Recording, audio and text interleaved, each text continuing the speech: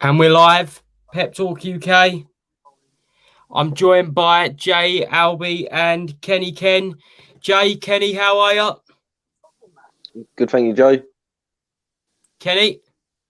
Oh, I had a good sleep over the weekend. I wasn't able to get the fight between Josh Taylor and Ramirez live, but I watched all the highlights. I thought it was a fantastic performance. I thought, I can understand why it was a 114, 112. But Josh Taylor, fantastic to go in someone's backyard to win and actually put it on him as well. And like I said, Kenny Bayless was very, very much on his case. Didn't like some of his tactics. Probably gave Ramirez quite a bit of recovery time. But Josh Taylor, did what he said he was going to do. Fantastic performance.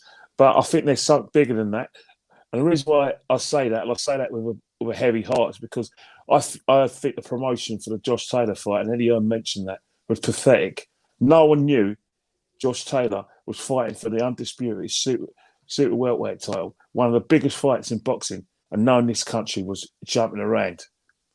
Disgraceful. Definitely. We was up till the early hours of the morning, weren't we, Jay? We done a watch along. Yeah. We did manage to get the fight on Fight TV, and what a fight it was! If anyone missed it, you've got to go back and watch it because it was brilliant, absolutely brilliant, guys. Make sure you smash that like button, hit that subscribe button. And today, the main topic we're going to be talking about is obviously the collapse of AJ Fury. Who's to blame? And what's everyone's opinions on Fury Wilder? We've spoke about it over the past week, and it's a week on. It feels like about a year ago, doesn't it, Ken? Since we got the news, which was only last week, that Deontay Wilder had won the arbitration, and just from a week's perspective, Jay, how do you feel a week on? Well, firstly, I'd like to say evening, Kenny, to you too. How you doing, mate? Sorry. Good, cheers, thank you, mate. And then, it's a joke. Obviously, I guess we've all watched the Eddie Hearn interview this evening, and I was quite shocked from what I heard, to be honest. Great weekend of boxing, like we saw, up to the early hours, and then this bombshell today. I pretty much said what he said about all the Bob Arum antics and everything like that. I said that I thought Bob knew more than what he was letting on. I don't really blame Frank. The whole AJ Fury thing I'm pretty bored at, but obviously hearing all the comments and that we're hearing today does make it a bit more interesting. Were they really interested in the fight? Eddie had quite a few good points. I know Kenny might go through some of them points in a minute and we can go through them and just see what everyone thinks about it, because it's just a really big talking point. Because look, like I said at the weekend, how quick was it that the Deontay Wilder fight was made? Just like that. And Eddie mentioned it tonight. He took 5 months trying to make the Fury fight, and the Wilder fight was done just like that. So there's probably more than meets the eye. But like I said, I'm sure we'll filter through some of the bullet points from Eddie's interview. Oh, definitely. That was the major talking point of the day, really, wasn't it? Eddie Hearn has broken his silence. He put out his short interview on the Matchroom YouTube channel, I think on Tuesday afternoon, I think around 2:30. We spoke about that, and since then we haven't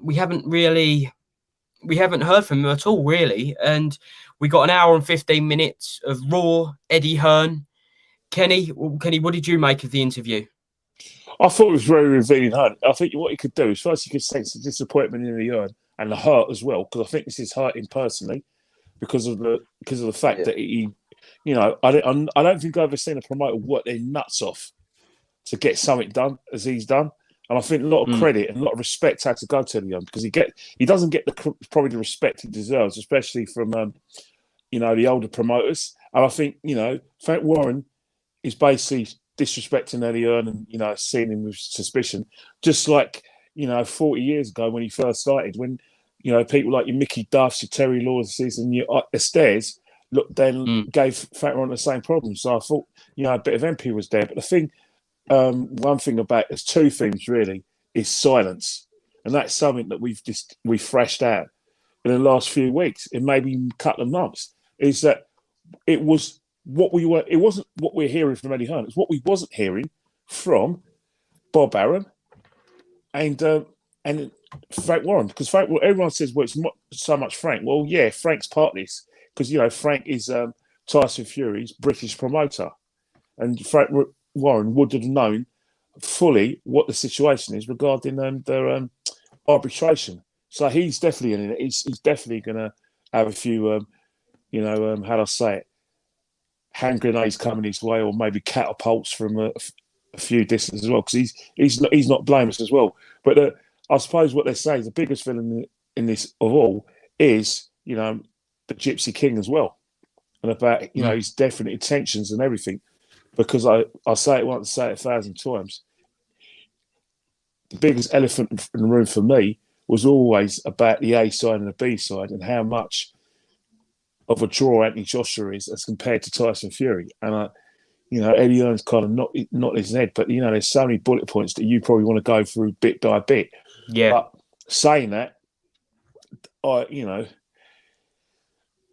heard a lot of people, casual boxing fans and boxing fans, saying I hate boxing, and I think at times like this, and when you see some of the way things are panned out, and how we've seen coincidence upon coincidences with this one fight, I can generally empathise with people turning away from boxing and thinking, well, I'm going to go and watch UFC, because that's a reason for people to leave our beautiful sport and go elsewhere.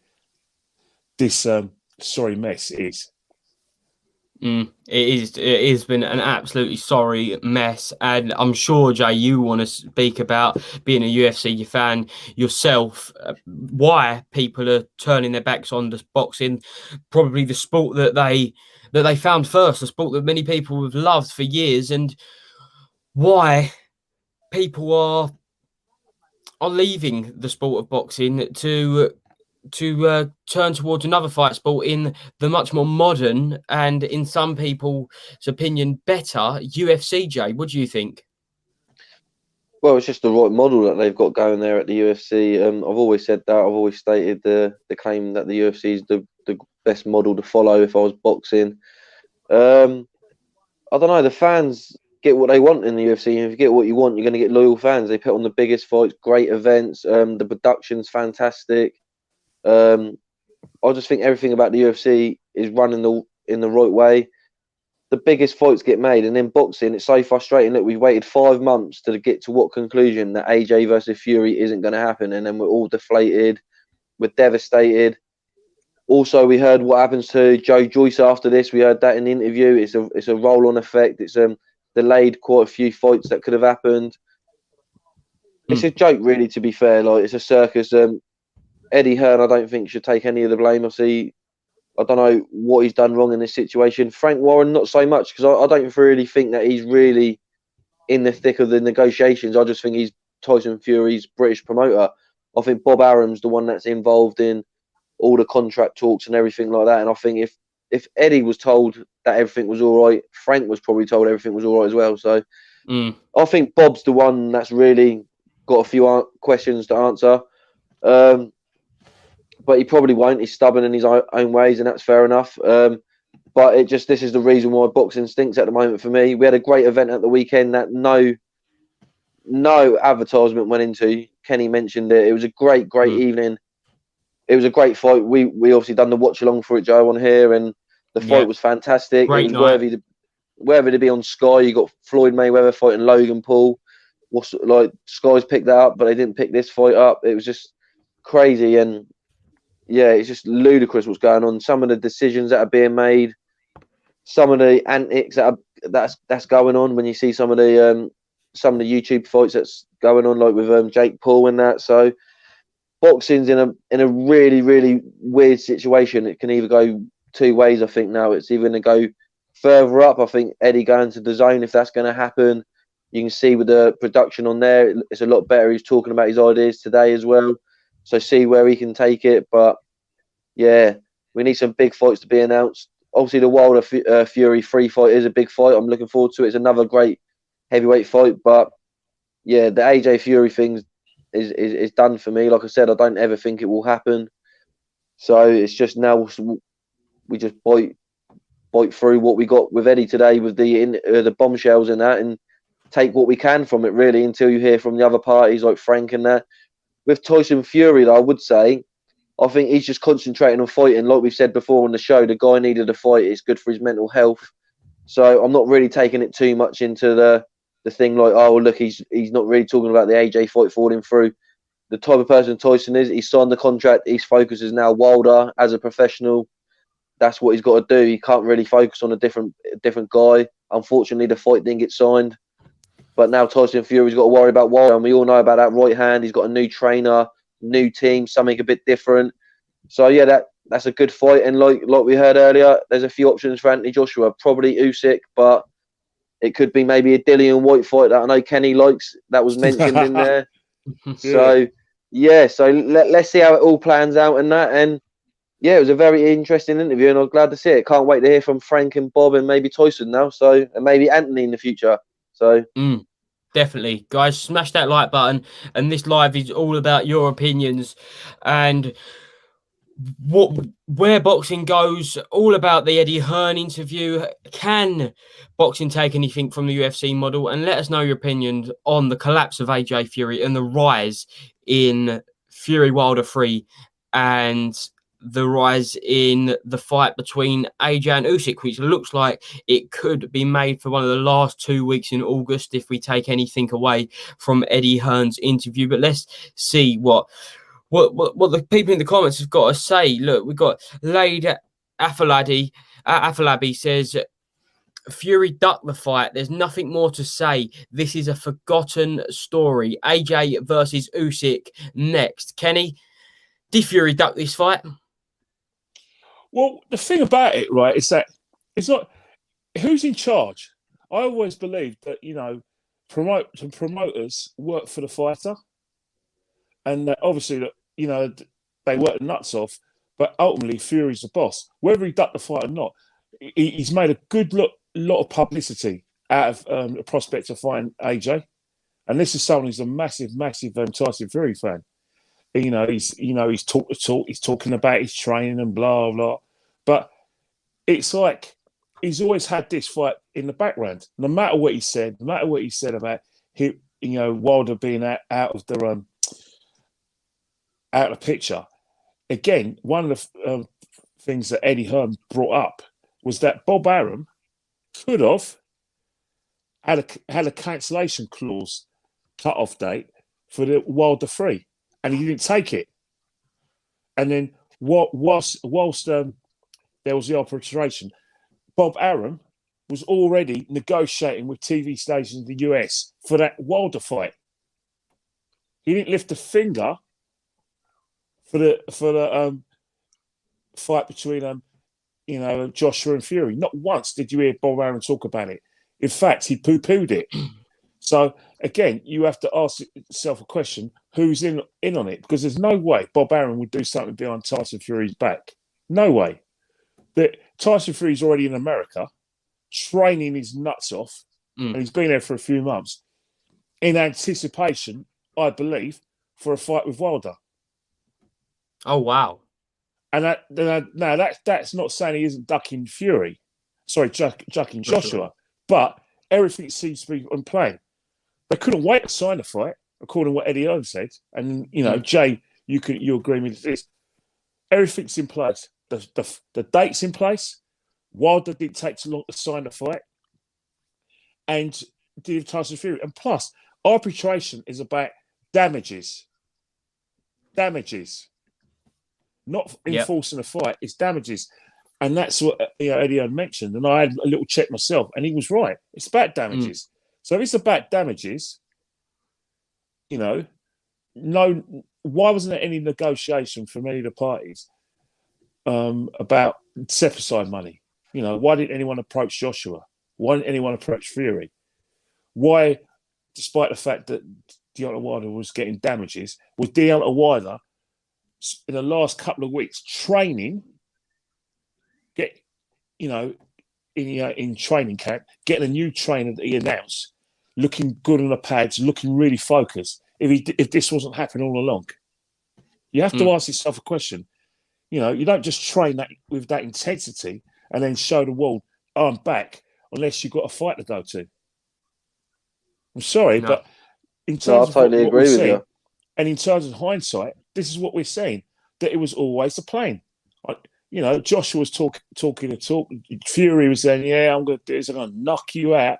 And then Fury goes, you know, I've just spoken to Prince Khalid and the fight's on, and I'm going to call you a dosser. Yeah. I mean, what's going on here? Why would Bob Arum allow Fury to do that?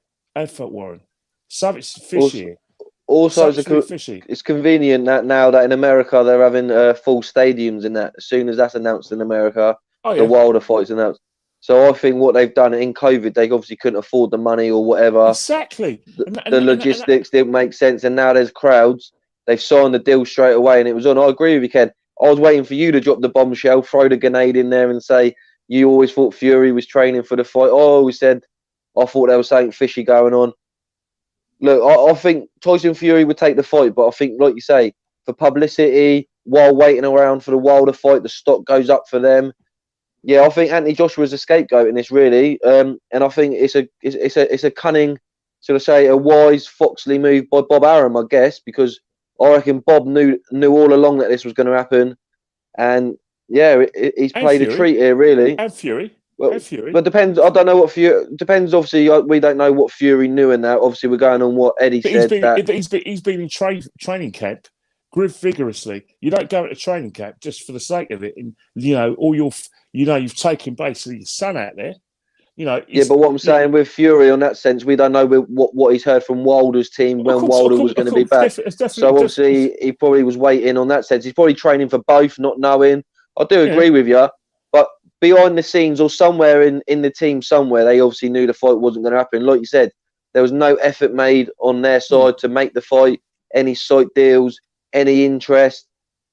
Obviously, Eddie said that he would have helped with step-aside money. Like, he said he would have tried anything to get this fight made, and Bob just said no. So, like you say, you can only go on the evidence that you're given, and then obviously you can change your opinion when new evidence is put forward. But at the moment, from what Eddie's gone by, it's pretty much on the same lines of what I was thinking and what I was saying before the interview. So, definitely. Yeah, I just think Bob's the rat. A lot of red flags. Yeah, a lot of red flags. Bob's played a rat move here for the fans, because obviously his main concern is the American fan base, not the UK. Remember what we said here when we had Bo here? When we had Bo here last week, the first thing I said was about, like what the Americans call the crown jewels. The Open Championship in golf. In terms of all the four majors have to be won by American. In terms of like the Grand Slam events in tennis, everything has to be won by American. The 100-meter sprint, an American. Heavyweight champion of the world's an American. This was always the plan. And in terms of like what Bo said about the TV stations, this was a red flag to me. I was thinking the TV stations, in terms of like scheduling, couldn't be scheduled at Christmas because there isn't a gate and a crowd.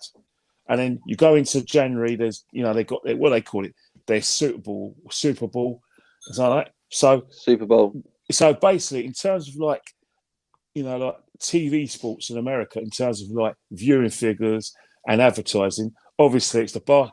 I'm assuming, and if any Americans here are in the chat, feel free to correct me, but I'm assuming it's your baseball, your Super Bowl in the winter months around February and end of January, February.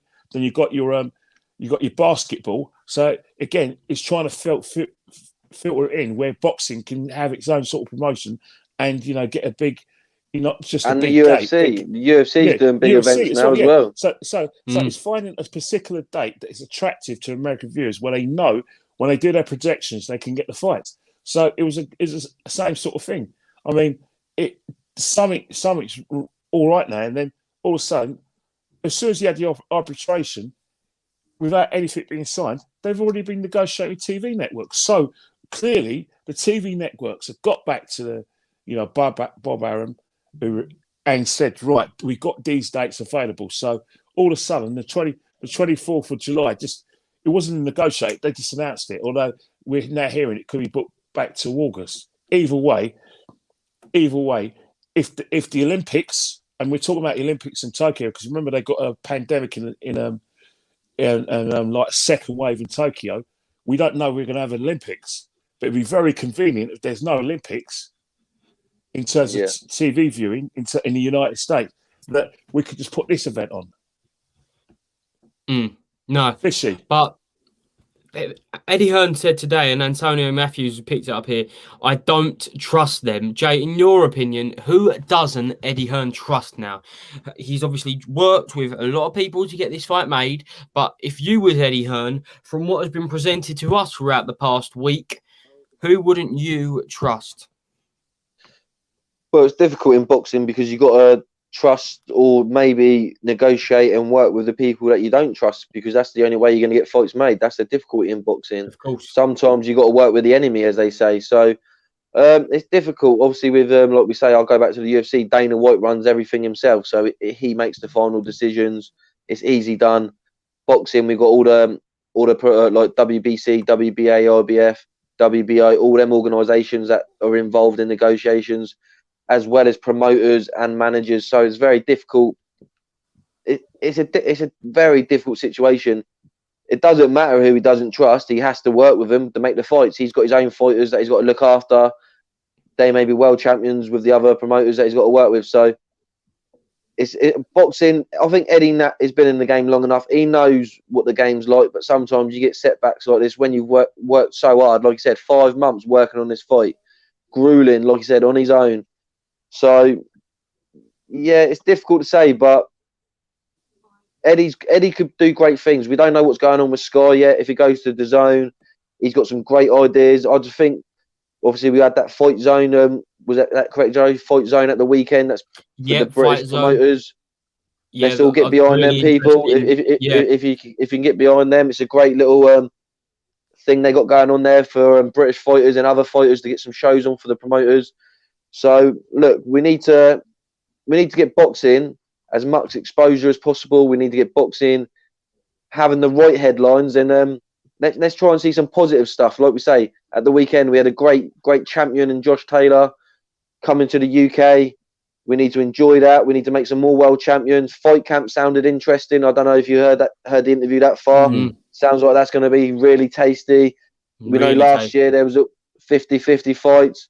So yeah, like Alan Clark says there in the comments, we should definitely be getting involved with the Josh Taylor talk, which I'm sure we will do soon. It was unbelievable. Like, it was an unbelievable fight. Like, and sorry, Jay, but just I had to pick up on the Fight Zone, right? This weekend, we had the first Fight Zone show. And for anyone who doesn't know, Fight Zone is a new subscription-based platform. And a lot of small hall promoters have come together to create this so everyone can watch these fights, and it's like, everyone please get behind it. If you're a British boxing fan, get behind it. I think it's only £5 a month, and it's most Friday nights. I think there's 50 fight nights a year. So that fantastic news. We've got Josh Taylor, a British undisputed champion. Fantastic news. We look ahead the horizon of fight camp, judging by Coogan's and Eddie Hearn's reactions. We didn't obviously see the fights being announced, anyone who saw the interview, but they look tasty. So there is good things happening in boxing in the minute. It's just a shame, I'm sure you agree, guys, that we have to focus, and because everyone wants to hear it, about Fury Wilder, Fury Joshua Usyk. Like, in your opinion, Kenny, is it a shame that we have to talk about this and not the many positives that there are in boxing at the minute? Well, the thing is, you've got to go with what the public want. The public want an explanation on why these fights are happening, and also they want to, in terms of like the heavyweight championship, that is the blue ribbon division, and we have to get talking about the other fights and the permutations, because boxing has to sell itself. One thing about it is we can't, forsake the opportunity we have to build up these big fights. There's some really good fighters out there. Now, if you speak to boxing people, they say the heavyweight division around the world is its strongest, where you've got great fighters that in any era would be world champions, incredible world champions. But we're saying there's probably about 2 elite fighters. And the 2 elite fighters that we're all talking about is Anthony Joshua and Tyson Fury. So I think one of the things is that that's why we are talking about it in terms of the permutations as well. And we also want to give the public some hope that this fight can go, it can happen. Obviously, with all the scheduling as well, and the fact that Tyson Fury might fight in, July or August, and, Anthony Joshua because of the Olympic Games, if it happens, realistically, we are talking September, late August and early September for a fight with Usyk. Again, the whole situation is that Eddie Hearn has ruled out vacating the title if there no negotiations were made. The reason why, we have to look at that prospect is the fact that Usyk wants more money. He had a thought. He's seen the numbers now of what was offered on the table for Joshua and Fury. Plus, he's seen Anthony Joshua's numbers. When he's had fights in the United Kingdom, he knows that Anthony Joshua sells out. Doesn't matter what stadium it is in the United Kingdom, he will sell out. And I'm not talking about England. I'm talking about the United Kingdom. I'm sure if we went to Northern Ireland and they had a massive stadium, what it don't, he'll sell out in Northern Ireland. He'll sell out Hampden Park. He'll sell out Murrayfield. We know that. He'll sell out, the Millennium Stadium. We know he's sold out Wembley, except for, I know, Jay, you're going to say it, and Joe, except for the Povetkin fight. But, we know that the prospect of Anthony Joshua fighting at Wembley is probably going to be 15-20%, but there's a huge 80% that he's going to fight in the new Tottenham Hotspur Stadium, 62,000 stadium capacity. It's a beautiful he's one. going to fill that. So that is what Usyk is looking at. He's thinking, well, what about my share? I'm an unbeaten, undisputed cruiserweight champion. I'm an Olympic gold medal. I'm an Olympian as well. Yeah, and I'm going to have the whole of Ukraine behind me. Plus, I'm probably going to have the Slavonic communities in London behind me, and I'll sell and probably. So I want my share. So obviously, negotiations, we're only going to take a week. Then it goes to purse bids, and then we have to see where it's going to come. So that is another permutation. Well, Usyk's going to push for what he can, can't he? If you think about it, it's an 80-20 split, so he's going to push for as much as he can. So no, I agree with you, Ken. Really, I think like. But what would you want to see as a fan? Would you rather see Usyk versus Joshua or Joshua versus Ruiz 3? That's a good question. Very good question. That's a good question because Eddie did mention that Ruiz went, I'm ready. And, Ruiz has had a taste of two things he's had a taste of. He's had a taste of having the 4 belts. Plus, the rematch, he made, bloody hell, he made so much money. He decided basically to award himself an extended break. Unfortunately, he spent a lot of time eating, but that's another kind of permutations. But so for me, I like to see. You know what I want to see? I want to, as a boxing fan, I would like to see Usyk fight Joshua because I want to see Joshua against a world-class southpaw. I agree. But as a fight fan and like a tear-up, come on, Jay, full well I want to see Usyk Joshua 3, especially when not just Ruiz Joshua 3. The reason why is because I know Ruiz likes a tear-up, and I know that Joshua's got a lot better, and he's going to think, right, I'm not going to make that mistake I made again, but I'm not going to outman him. But if he wants it, I'm now able to fight on the back foot and hit him from range. So, yeah, that will be a proper tear-up, especially if Joshua mentally has got, rid of the demons of the fact, well, hang on here, when this guy pit on me, he sparked me out 4 times. So, yeah, as a barn fest, like a tear-up in a park, yeah, always Joshua Ruiz, but boxing fan in me wants, Usyk in terms of like the fact that we all know now that Fury Joshua, if it ever was going to happen, it's definitely not going to be for the undisputed, unless he fights Usyk. Unless so we really need So we need the Usyk fight to happen. Really, I agree. As a boxing fan, I would like to see the Usyk fight. One, I want to see Usyk tested. I think the 2 fights he's had at heavyweight, he hasn't really had the level of opponents that we would have thought he would have had. I would have liked to seen him maybe have a Andy Ruiz or a Dillian Whyte or something like that before he got to Joshua. But it's an intriguing fight, like you said. Personally, I would like to see the AJ Dillian Whyte fight again. If the Usyk fight didn't happen, but I'm happy with the Usyk fight. It's an intriguing fight. With the comments there, the Usyk fight needed to be done. No, the WBO was going to allow Fury the AJ fight beforehand, but if that fight's not happening like we know it isn't, obviously that fight has to be agreed. But I think the Usyk fight will be agreed, be on DAZN, and I'm pretty confident it'll be at the Tottenham Hotspur Stadium. Really. Here's a question then for you, both of you. Obviously, this is really heavily dependent on AJ Fury, whether Fury can come past Wilder and AJ can come past what looks like to be Usyk. In the next, in the next 18 months to 2 years, do you think we will see an undisputed heavyweight champion, Kenny? Yes, because there's loads of permutations. Because loads of permutations. Because even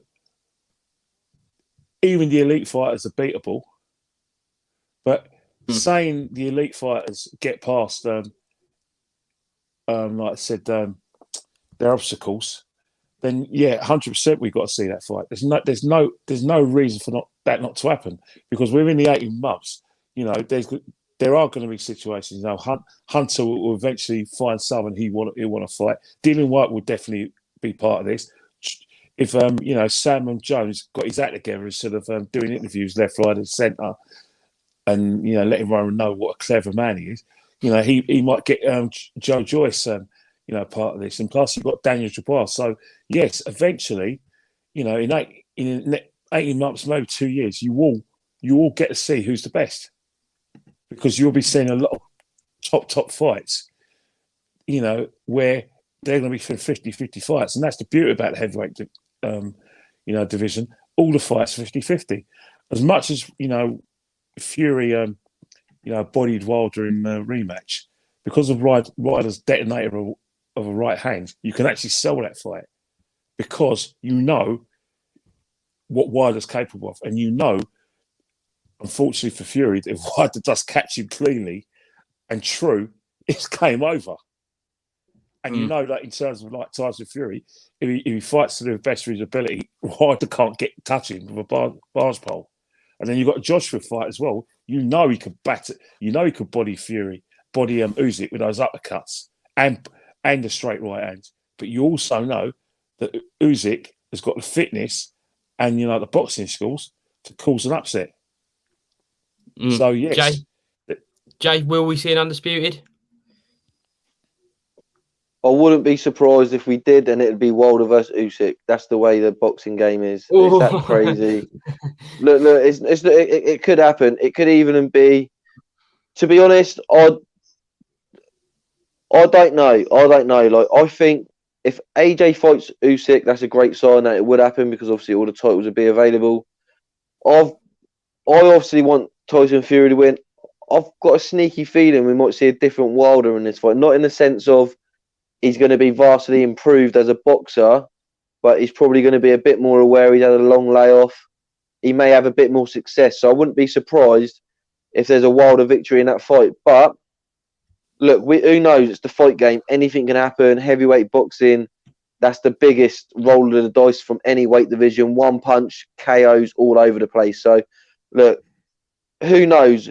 That's the killer question. Will there be an undisputed heavyweight champion in the next 18 months? Who knows?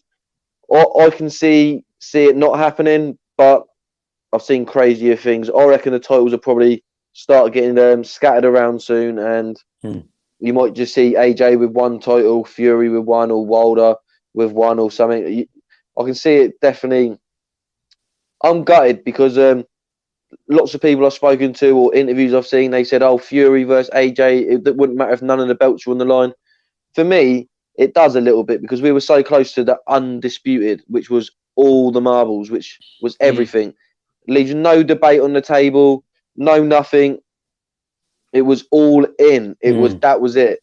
And it's just now if they fight, it's going to be a great fight. You'll probably still find out who's number one, but for me, it does take the gloss off it a little bit, and I think that's definitely maybe gone now. But look, there's so many great things to talk about. There's other big fights to look forward to, like you said. There was even a Channel 5 card at the weekend, if you guys saw it. There was Sam Egerton got a great victory. McKenna looked fantastic in the welterweight division. He's calling out Conor Benn. So I don't know if that's going to get any steam. But look, there's some great things to look forward to. And look, Wilder, what do you think of his training? Have you seen it, Kenny? Malik Scott trying to replicate Tyson Fury's movements, and will we see an improvement? What I did see was someone who's like fit, physically fit. Like I said, his timing. Obviously, we all say like punch bags don't hit back, and neither do pads. But all intents and purposes, he is looking sharp and he is looking ready, and he is looking in good shape. So he is going to be focused. I think maybe he probably underestimated the fact that Tyson Fury's not just his determination, but the fact that Tyson Fury can hit him and hurt him. Didn't expect that. He thought, oh, it's just going to be a little jabbing contest and it's going to be like stinging. But all intents and purposes, he put him on the floor and he hit him properly. Hit him ran the ear temple bit, but he went down. And then he hit him hard in the chest. He went down, took him off balance. That's power. So he is going to be wary, but he's got to remember one thing, that is when he does fight Tyson Fury, think about always do what you're good at. Yes, have a plan. Always have a strategy. Remember, despite the fact that people think you haven't got fundamentals, you're able to do the hardest thing in boxing, which is knock man out cold. Hardest thing you could do is to catch someone clean and knock him out, knock him down. It's hard, but to knock him out is even harder. And but Wilder just needs to use the basics a lot better. He doesn't even have to do anything complicated. Use his jab, which you've seen in the training videos. Use his jab a lot more effective. Use the uppercut probably a lot better as well. Instead of just right hand over the top all the time, vary the right hand. So, like Kenny says, he's got the power. He punches like a horse kicking. He's a tough operator. We've seen that at the highest level. But the thing is, like you said, Deontay Wilder can do as much training as he wants. The test for him will be when he steps in that ring that night, and if the demons come back and get to him. That's when he will be tested, when he looks across the ring and he sees the Gypsy King looking at him, and whether he can get past what happened in the last fight. So the first round of that fight, very, very exciting. So it is an exciting fight. Can he improve? Can Wilder improve? The basics. That's all he can do. That's what I'm saying. He can improve the basics to a better standard to what he was applying.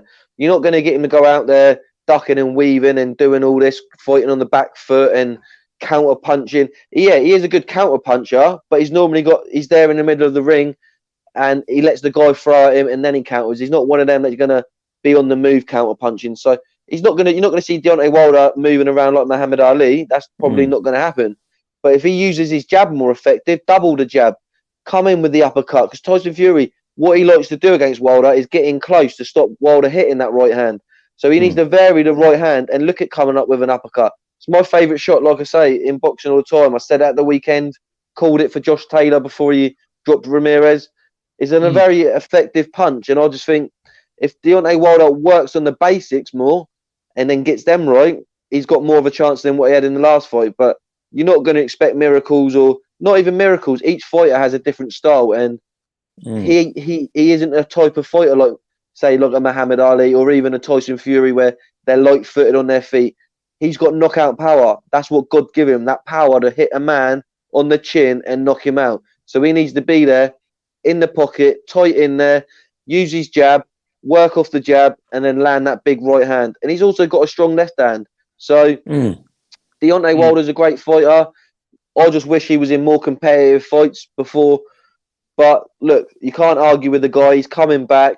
But like I said, the real test is when he steps in the ring fight night and he looks at the guy that beat him, and if he can respond in the right way, or it will go in the other way where he could go into his shell. What he's learned in training camp goes out the window, and Tyson puts the pressure on him, and you saw what happened last time. So look, that's what's so interesting in the first round. I don't know your guys' opinions if you think he's improved. Like Tyson's been out the ring 18 months. Will he have slowed down with Father Time? I know he's only in his young 30s, but So was Wilder though. Wilder's been out the ring for the same amount of time. Yeah, so the thing is though, Wilder fought solidly for 10 years, so the break might have done him a little better. He had a few injuries of the last fight. Mentally, he wasn't right. No matter what anyone says, some of the excuses he come out with was ludicrous. Whether it was publicity or whether he believed it, he needed a rest. Look, the pandemic happened. He wasn't going to fight, so basically, he used that time to recover. Got his team in order.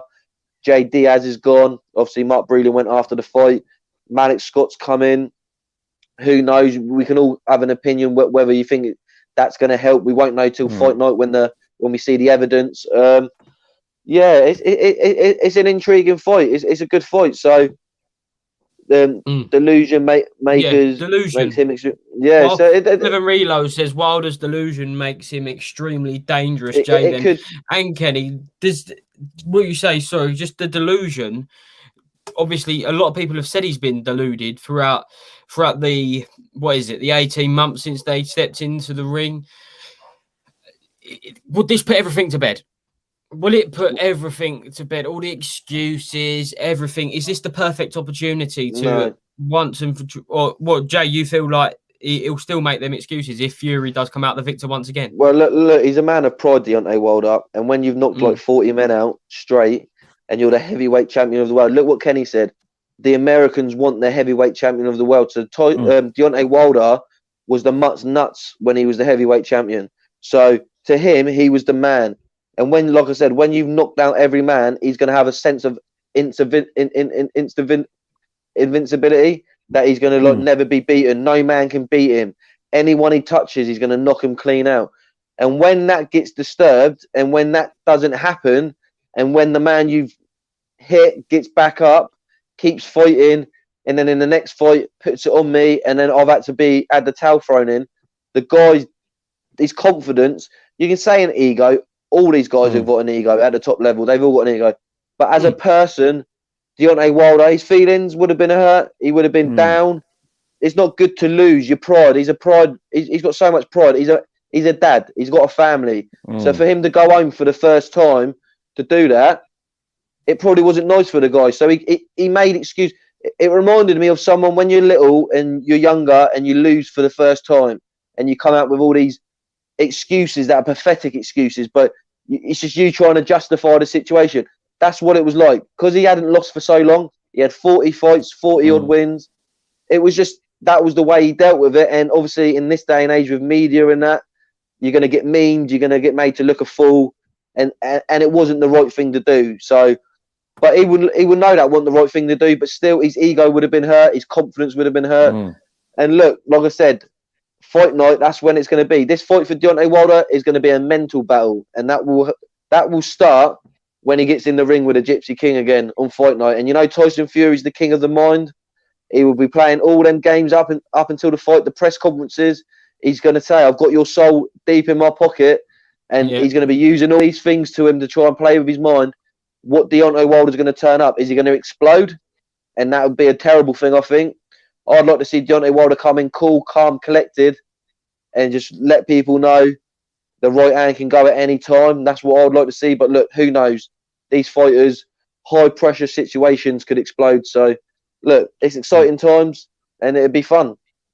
Yeah, Joe Strummer says the Kronk Gym has the perfect game plan. Kenny, do you think that in the third fight Fury will change his game plan, or do you think he's got the blueprint and to knock out Deontay Wilder and he'll execute that exact same game plan?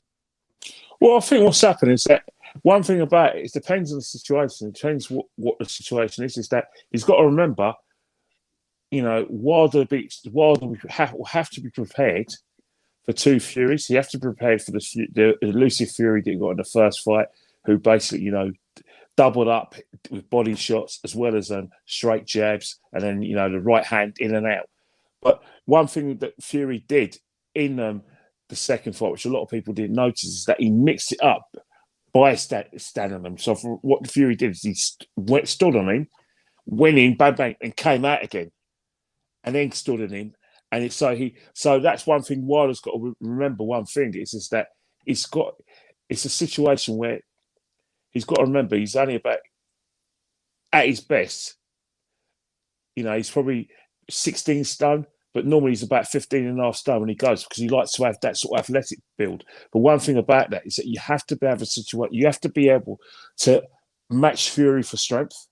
Because I think that if you can't match Fury for strength, especially those sort of situations where he's going to get in and out, then you're going to have to find some difficulty. So what Wilder's going to have to do is that obviously he has to plan for the, like I said, punch and move and the skills, but he's also got to have a strength situation. Now, whether he comes in with weight or he just practices the shoulders, distances as well, and, try and take Fury by surprise, rough him up a bit. Because if you look how Fury, got in Wilder's face, there's no way Fury would do that with Dillian Whyte, because Dillian Whyte can match him for strength. And the same thing with Anthony Joshua. But in terms of Wilder, Wilder's obviously... I think he'd be about 16 and a half stone, I think. Yeah, 16 and a half stone. And then Fury, probably going to be about 18 and a half, maybe 19 stone. So he has to be able to negotiate that in the next fight.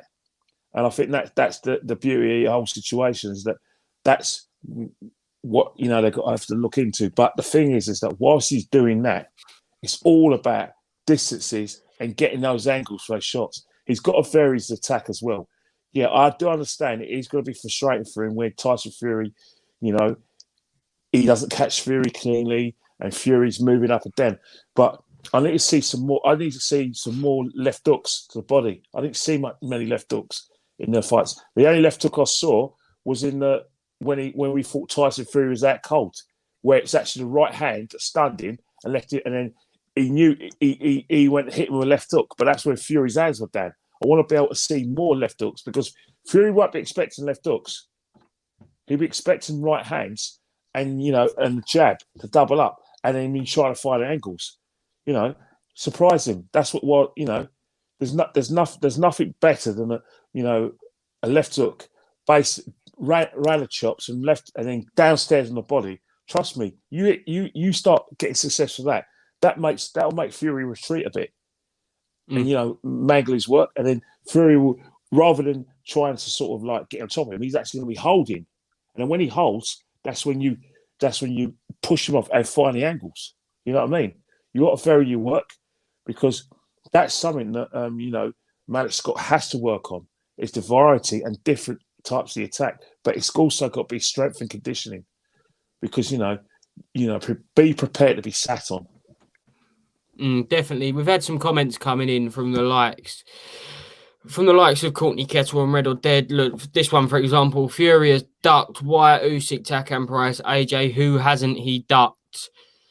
Jay, first of all, has he ducked all of these? And do you think Tyson Fury is the type of fighter that is ducking people? No, Tyson Fury's a fighter, man. Like I say, most fighters will fight each other. I think in his early career, it was clever management from what they were doing. They were protecting him a bit. I remember he was with Mick Hennessy, Channel 5. He was like their kind of like prize asset. So he kind of was protected in a sense of. I remember I was a big supporter of the David Price fight. I really would have liked to have seen that before David lost to Tony Thompson on them 2 occasions. So yeah, no, I agree. Maybe he was maybe padded a bit. He fought the likes of Steve Cunningham, who was a cruiserweight when he went to America. I know he got dropped in that fight. There were some big fights. He's had a few that fell through. Remember the David Haye fight was meant to happen. That fell through. But yeah, never defended a world title as a comment that's come in there. James Everall, fighting man, never defended a world title. But he also has gone to another man's backyard twice and won the world title, which is very difficult for people to do. So you can spin it whatever way you want to spin it on that situation. But look, he's fought Deontay Wilder twice. No other man really wanted to fight him. Whoever did fought him got knocked out cold. So look, you got to say, look, fair play to him for fighting him for a third time. So look, it's difficult. I remember the John McDermott fight. I thought he beat Tyson Fury in that first fight that they had many years ago.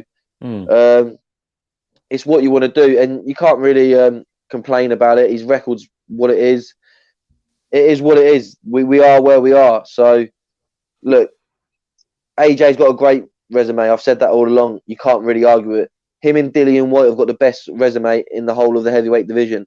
If you look at both of their guys' last 10 fights, it's unbelievable. So, look, it's difficult enough for these heavyweights to get fights. Look at Hrgovic. He's struggling right now. Look, Ken, if you want to fight, there's a fight out there, IBF World Title Eliminator. Yeah, get Eddie's yourself in the shouting out for rankings, it. Kenny. Hey, you know Get what? yourself in Look, the rankings, demand mate. whatever money you want. Demand whatever money you want, Eddie said. I'll take Hunter. I'll take Hunter, mate. I'll go with I'll Hunter, take Mike mate. Wilson. Yeah, I'll take Chris Lovejoy. You know what I mean? I know he's very, very choosy, but you know, I'm sure he'll fancy his chances against me anyway. But you know, it's just, you know, the Hunter situation just went. I said, you know, I'll never again. Just as much you've never seen Eddie Hearn be so emotional. I don't think you can ever talk about how angry that Cow Sowland was as well. Oh yeah, he was ripped. He was ripping, wasn't he? You know what I mean? Yeah, he was fuming. No, definitely. And just to go into that heavyweight landscape, then, just we're looking at two names that keep coming backwards and forwards within the boxing media world. Not knowing where they're going is Filip Hrgovic with the IBF, like Eddie Hearn said today. They're going down the IBF rankings, trying to make the final eliminator for the IBF world title, and apparently people are rejecting. So we've got Filip Hrgovic, and we've got someone else who's been left out in the cold, someone else who Eddie Hearn says he feels sorry for, and that's Joe Joyce, Britain's own Joe Joyce, who's meant to be fighting, I think, for the WBO interim title against Alexander Usyk if the Fury Joshua fight was happening.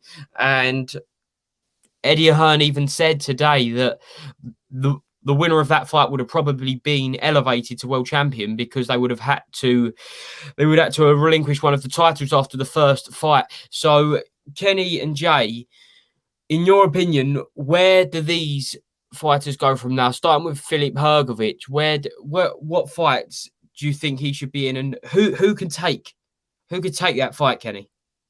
Well, in terms of Hrgovic, right, I'm really disappointed because I really had him in mind for if a Hunter. But I look at the situation right now. I don't see any reason whatsoever why Joe Joyce can't go in with him. Eddie Hearn made a really good point about Sam Jones, and because he didn't really mention him by name, but it was like it was a given that Usyk fight, but I didn't see any preparation from either camp. I don't know if Sam Jones should get the blame or nothing, but in terms of the Usyk, probably you've got to probably give him a bye. Maybe I'm a bit harsh because Eddie Hearn's very critical of Sam Jones, not pushing it, but in terms of like the noises from Usyk, his manager, everything, I just smelt something not off as well with them. It's like they're waiting. Maybe they knew something we didn't know. Maybe they probably knew that there was a situation that lends itself to the arbitration. That maybe, just maybe, that AJ will be free to fight Usyk because they've heard that Josh, that Fury will have to fight Deontay Wilder for the third time. So they always got the impression they'll just kind of say, you know what, let's not. Get ourselves in little minefields. Let's make sure Usyk doesn't get injured or loses. Let's make sure we can make our money. AJ fight. That's the impression I got. You know what I mean? So maybe I'm doing Joe Joyce a disservice, but I look at Joe Joyce as well, and I kind of feel sorry for him because it was never the plan for Joe Joyce to be in any of these positions. It was always, Daniel Dubois. It's like Joe Joyce has basically messed everything up for everyone.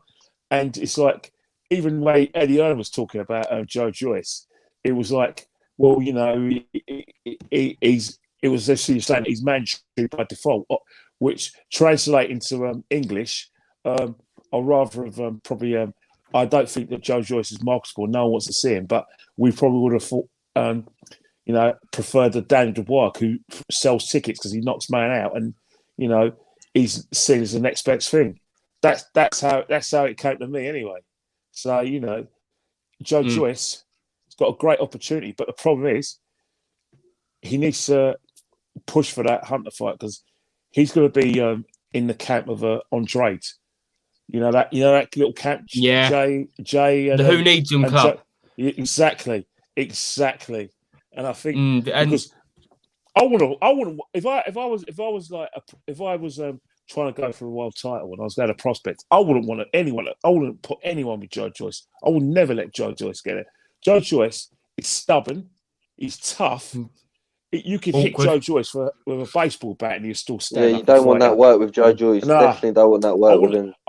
I'm sorry, but I wouldn't touch Joe Joyce from barge pole. I've never seen someone who could absorb pain and still come back at you and then kind of he basically beats you because you think, you know what, I can't knock this guy out, and this guy's got so many energy, and he basically bores you, and I say it in a nice way. He basically bores you into a defeat, submission. So I wouldn't put any of my prospects with Joe Joyce, and that's a good thing, is because it's good for Joe Joyce, but in terms of him being marketable, it's not a good look. But no, I don't see any reason why he doesn't go for the Hercules fight. It'd be a best fit, and he'll go to America. He wins well there. Boom. Maybe you'll find a co-promoter who would take an interest in him. Yeah, DJ and One agrees. He says Joyce needs to jump on the Hergovich fight now. Jay, what do you think? Do you think that's the natural fight, considering they're two fighters that are kind of being left out in the cold, both in need of a fight? I think that, like Kenny said, I think Sam Jones needs to get on the phone to Cali and get talking to Hergovich, because I think you got to remember Joe Joyce is getting on in age now. He can't hang around, and like Eddie said, he could be waiting a couple of years for a world title shot if he gets left in the dark. So if I was him, cement yourself as a mandatory, because anything can happen, like we saw with the Fury fight falling through. Then you could be next in line. Usyk's played his card. He held out. He's got the opportunity now. So if you can't get a world title shot, get that mandatory spot. But I'll be looking at people like maybe like a Huey Fury trying to sneak in there. If all these men are turning down these fights, you've got to be one of these promoters or one of these managers on your toes, looking to get one of your fighters in there and taking the opportunity. Like, personally, I've got a few fights I'd like to see. I would love to see Joe Joyce versus Dillian Whyte. What a fight that would be. That would be a war. That would be. Carl Brook? Carl Brook says Joe Joyce versus Luis Ortiz. Is that one, Jay? No, I don't think Ortiz would be able to stop Joe Joyce now. I think Ortiz is really, we don't know if he's 40 or over 40, who knows? But I think Ortiz, since Wilder got rid of him twice, not really looked like he's been in many competitive fights. If you look, he struggled against some limited opponents. Now, Ortiz doesn't really do it for me, if I'm being completely honest. Joe Joyce, Dillian Whyte sells itself. I'd even like to see Joe Joyce in with maybe a Derek Chisora. It's a big name. It's at that world level still. That's a good fight. I've called for that fight. I've called that fight for a year now, right? Because weren't that on the? One forgot. Sorry to cut you. One. No, go on, Kenny. Poor old Dillian Whyte. Where's he fitting this? Well, I said Joe Joyce, but I would like to see Dillian Whyte, Andy Ruiz. Ken, I've said this for a long time. I think that's a great WBC eliminator. Yes and no. Number one contender. Yes and no. Yes, in terms of like a barn fest. But sometimes I think, is he a bit too dangerous for Dillian Whyte? Because Dillian Whyte is still got levels to improve. These are the fights we want, mate. Like I say with the UFC, you don't worry about if they're dangerous or not. You go in there, you fight the best. If you win, you move up. If you lose, you go again. I need to stop being Dillian Whyte's promoter, but I do get the situation because it is an intriguing fight, because Dillian Whyte's a hard bastard. That left hook would put someone to sleep. That's a one left hook. That he's improved his combination. His feet is all right as well. His fitness as well. But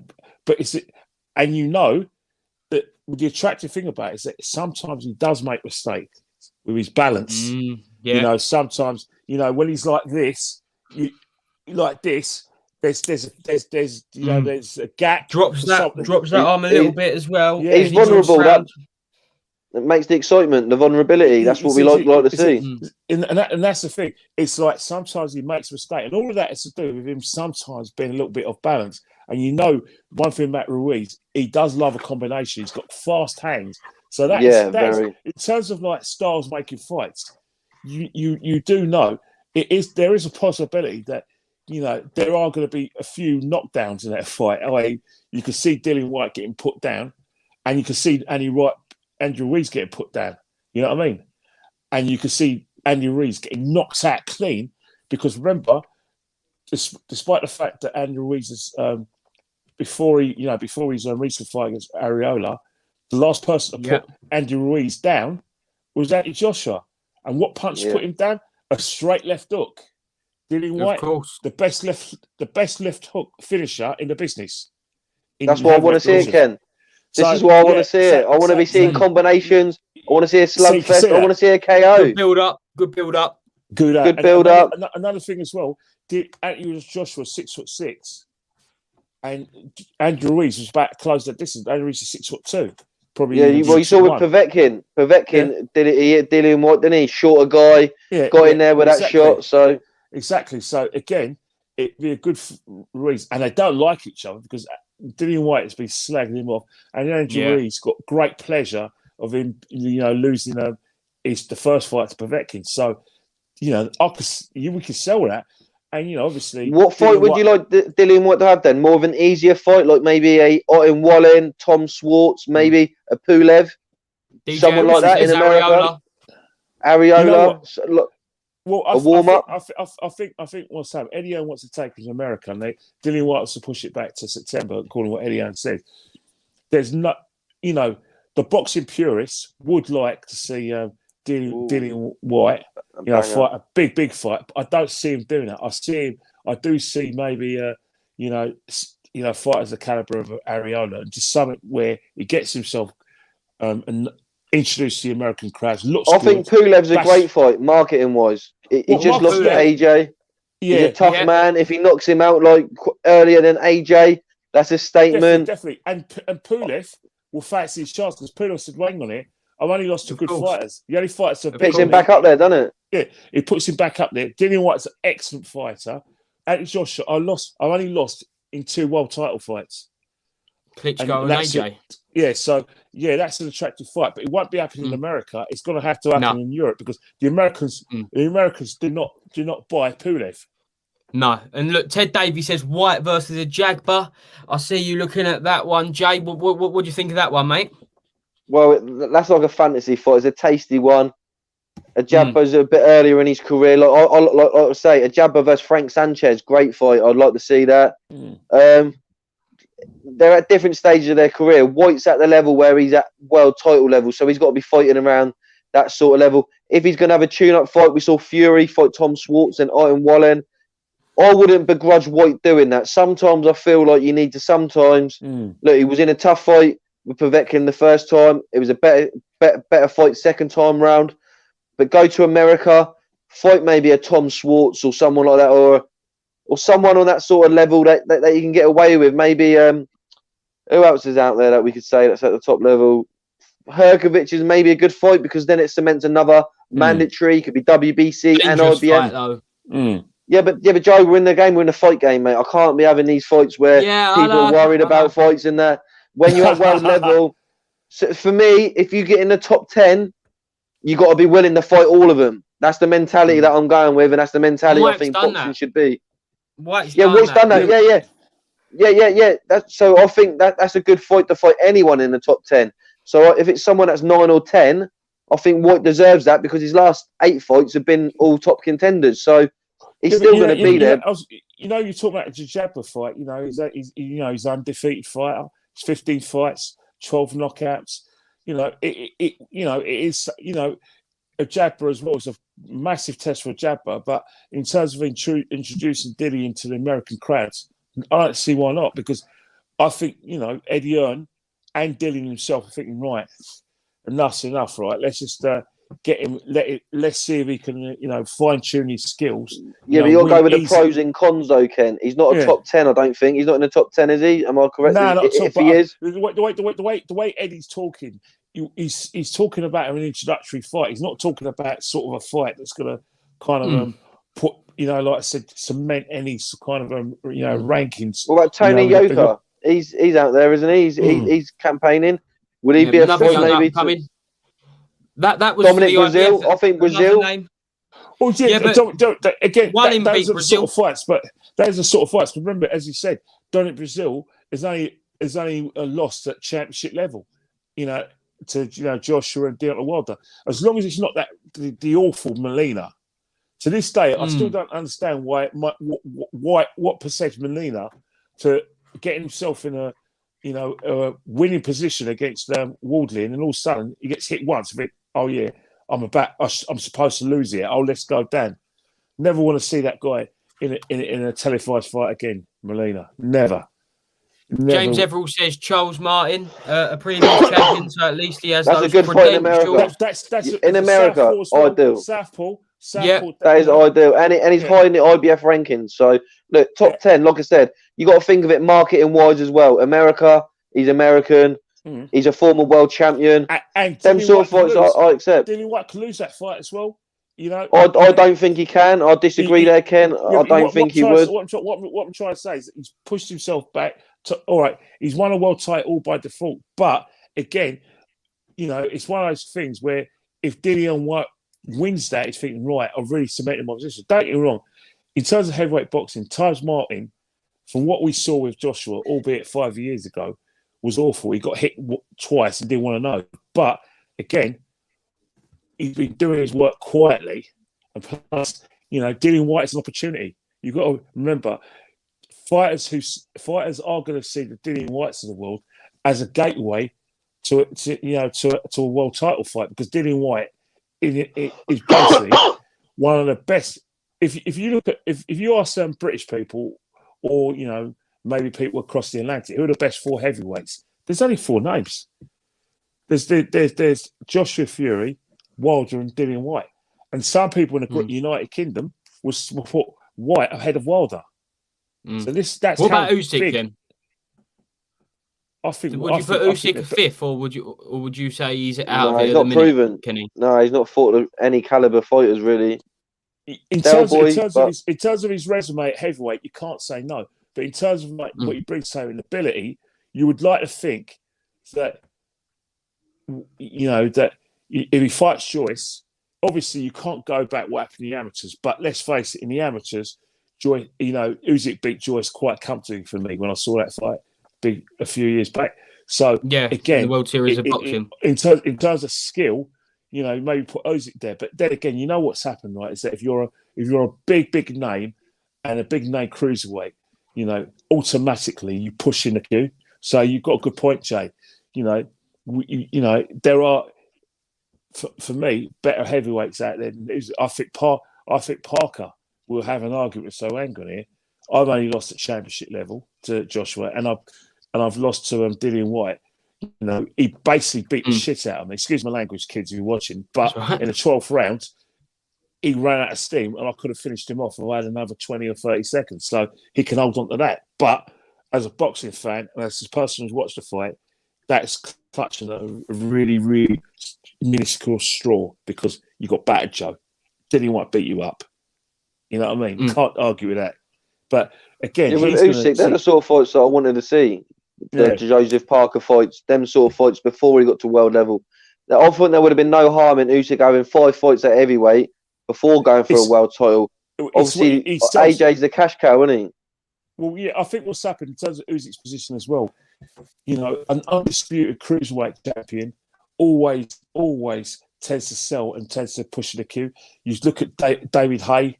He undisputed cruiserweight champion, pushed himself in the queue for the world heavyweight title fight, won the world heavyweight title, and then we've got good old Evander Holyfield, who one of the best cruiserweights of all time, but can now be considered one of the best heavyweights of all time. And I think the transition between cruiserweight and heavyweight, it's really not that big. And the reason why I say it's not bad, because nine out of 10 cruiserweights do have heavyweight power. We're talking about good old Lawrence, aren't we? Who's in a couple of years' time is going to be thinking, right, I want a bit of the, I want to see what's left in the pie for me. Yeah. Definitely. Guys, smash that like button, hit the subscribe button, Pep Talk UK.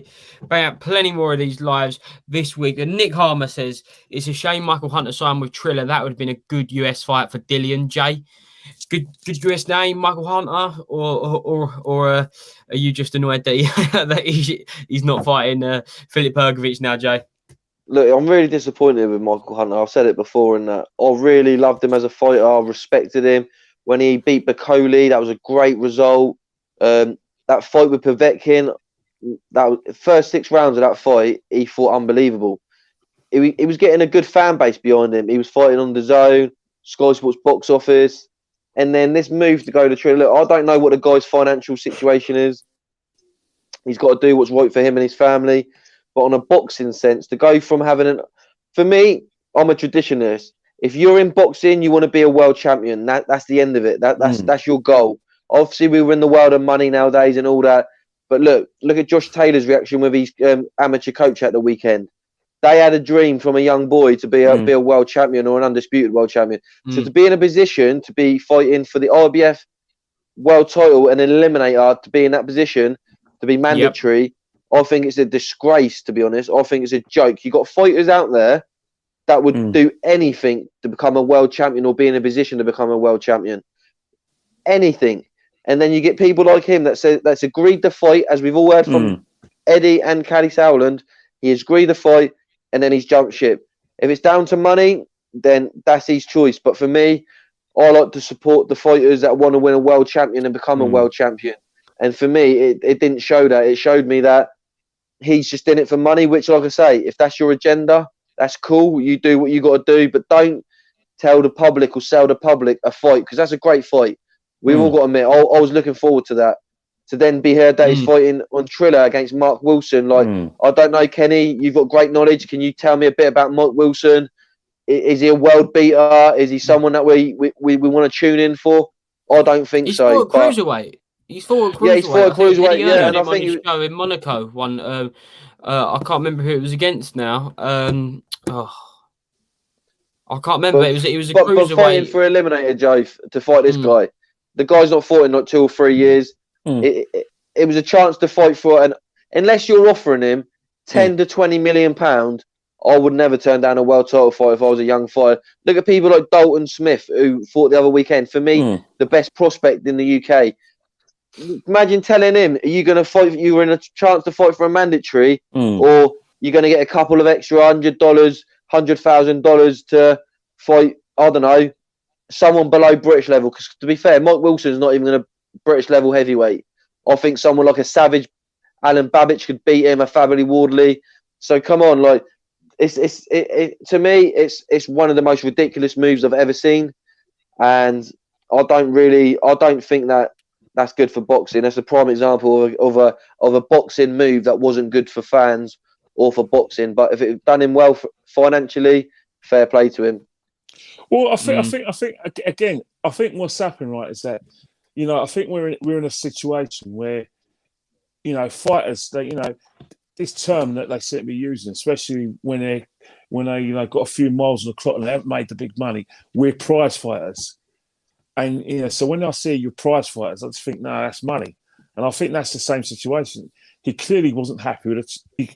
But then again, you may not, if you weren't happy with the terms, why did you sign a fight in the first place? Why did you agree to fight if you're all of a sudden you're not happy with the terms? But the problem is that in boxing is that you're always going to have people who are going to agree to certain situations. And then you're going to have people, there's always going to be someone else sniffing and trying to, you know, get in your head. Look what's happened with, look, you know, Cyclone Promotions, you know, you know, mentioned the same situation with Carl Frampton, and the same with Josh Taylor as well.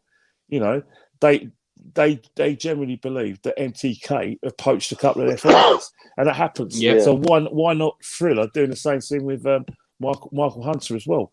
Yeah, but if it's a credible opponent, I think it would have eased the blow a little bit. I think if it was someone at a world title level, say if he was fighting, I don't know, an Andy Ruiz or someone like that. But look, he turned down an opportunity of a lifetime. It's a ridiculous situation to get in.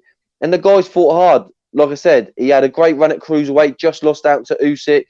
Went up there, beat Martin Bakoli, who's a very, very tough fighter.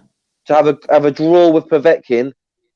He was on great momentum. It disappointed me as a fan to see a fighter take a step back. And like you say, Kenny, this prize fighter term, it's gone crazy. Like, it's gone crazy, but that's the world we live in nowadays. But like I say, I would like a regulator in boxing that makes these fights happen. Like I say, they make sure these certain deals. Michael Hunter, what he done was he took a chance. He accepted the Herkovich deal, thinking there'd be more than one person making a purse bid. And he thought that the money was going to be higher than what he expected. But what happened? There was only Eddie putting a bid down on the purse bid. The money Eddie said it was a fair offer. Hunter's probably thinking, if I'm fighting for a world title mandatory position, I want to be in probably near a mil or something. I don't even think it was anywhere near that. And he still then good thought, payday. Apparently, still good payday because they could have blackballed him. I think the thing with boxers, what we tend to forget, and I think what's happening, probably why they do call themselves prize fighters, is because, look back in the day, obviously people use term, but there's some really horrible promoters. I mean, Mickey Duff. Mickey Duff should be put. Mickey Duff, good. If he was, the guy should have been serving a jail sentence for what he used to do to his fighters. I mean, this. Have you ever heard of this one? So basically, what he did with Michael Watson, he was your promoter and his manager. Yeah. So your promoter and a manager. So what's left for the fighter? What checks? So out of the promotion, his manager, he's now got to pay for the gyms that he's hired, because at that time there wasn't much sponsorship like there is now. So he's got to pay for pay for them. He's got to pay his trainer, his masseuse, and all these scientists and blah blah. Oh yeah, and then the taxpayer wants a bit of it. What are they left with? So it's the same sort of situation now, where he's going to look at what Eddie Hearn's offer. You say it's a great offer, but that money has to go to a taxman, and that money has to be. He's got to pay. He the fighter, who's self-employed, has to pay people. So what's left with? So I don't think he's going to be earning that money in his next fight. He was saying he's earning good money in there, but he's probably thinking, I'm earning good money for the level of opponents he's fighting. It's ridiculous. I think he would want more for the Herkovich fight, because he knows that Herkovich is a big. It's like up and coming name in the division. But you got to look at his value though, Ken. If no one else is putting any purse bids in, no disrespect to him, obviously he's not being valued by other promoters or whatnot to put the money in, to put that money. Look, if Eddie didn't put no purse bid in, there would be no fight. But look, Triller's put the money in. They're going to pay him whatever he's going to be paid. For me, he took 10 steps forward. He took 100 steps back fighting this level of opponent. And that's what I meant as a fan. I couldn't agree more. I couldn't agree more, because you see it a lot with boxers nowadays, is that, I think sometimes they listen to their wallets more than they actually do with the actual thing, because the money's going to be there. Because if you look at it now with boxers, when I look at boxers and they complain about their money, I do get it.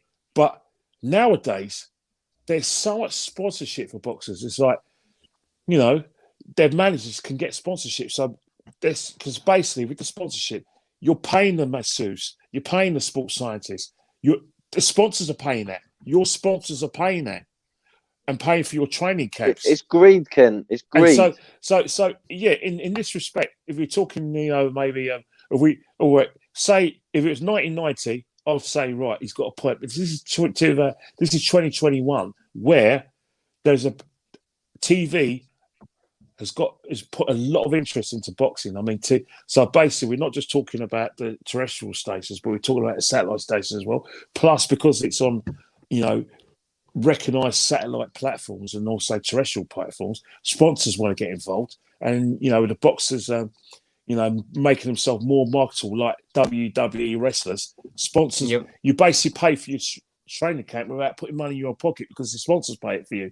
So, in that respect, boxers can now have a situation where you ain't going to see many Rendell Monroes out there, are you? The big man who still has to work for do the bins at Leicester City Council and be a boxer as well. Most of these boxers can actually concentrate on their craft, on their trade, which is boxing. Yeah, I think that's fantastic, Ken. That's why. Yeah, they've got to know. Yeah. So that's why, Jay, I'll make you right. I don't understand Hunter's position in terms of what decision. So it's got to be greed. Yeah, Well, and what look, is Red it? or It's that- Dead. Oh, sorry. You carry on, Sorry, Jay. Jay. I just say Red or Dead. Hunter did the same as Fury for more money. I just want to know your opinion on that, Jay. Just like, has Hunter and Fury done the same thing? Well, what it is, it's going back to the prize fighter mentality. It should be, until you get to world level and become a world champion, that should be your aim. Because what it used to be is once you got to world title level, the money would follow. But now what fighters are wanting, they're wanting the world when it gets to like British level and that. So they're negotiating these crazy sums of money that are stopping these fights being made. Look, I'm all for the fighters making as much money as they can. It's the hardest sport in the world. But you got to realise there's levels in the sport. It's like with a conference in the football to the Premiership. When you first become a pro boxer, your conference level, your value, you got your marketing, your whatever it is. Unless you're like a massive Olympic star, you're starting from the bottom. So you got to respect what levels you are for what sort of money is going to be around for them sort of fights. Look, get as much money as you can, but I want the best fights possible as well. So I reckon what's happening is these fighters, like I said, if Hunter becomes world champion, he's going to earn multi-millions. That's the way you got to think. What these people are thinking now, you should only be a prize fighter once you become a world champion or you're an undisputed champion because you've achieved your goal. The goal in boxing is to be a world champion. That's what their aim is. In any sport, the goal is the title. That is their aim. And boxing wasn't made of whoever makes the most money. That's fantastic. But the art of boxing is competing to be the best, to get that title at the end. And I think unless you get to like Floyd Mayweather, Canelo, AJ, Fury, then you become prize fighters because you can dictate what fights you can have because of your markability, your value, what you bring to the table. A lot of these fighters are getting to 10 fights in and then they're demanding these ridiculous amounts of money. The fights ain't being made. You don't see them fight for a year. They're inactive. It's just crazy. So look, it's just the politics is crazy. I know we started the show with the politics in that, but it always goes back down to that. There needs to be certain regulations, like there's like brackets. So say English title, there's a certain amount of money that can be made for whatever or whatever. So we have that. We do have that. I know we do, but how much is it followed? The British Board of Boxing always negotiates that. They always regulate that in terms of not just the British title, but any fights that happen on British soil. Smith. Rob Smith has always been, make sure that we always had their house in order, especially when there's been British fighters and just domestic bouts for world titles. He's always been on the ball with that. And so but we just need to change the mentality of how much we're winning to how much can I gain from winning this fight in my rankings. I think what is that? If you speak to like the British Board of Boxing, they're going to say, "Well, we've got our house in order. Maybe we could decide to throw this out to maybe countries abroad." But then again, we don't know what the situation is like in the United States and parts of Europe. But in Britain, we're ready. Everything's in place for these big fights, and everything's in place for these situations where these fighters are getting more protected. NT-Gay, no matter what Panorama says about them, they've been excellent for boxers. Oh, they're amazing. Fantastic. Because the other day,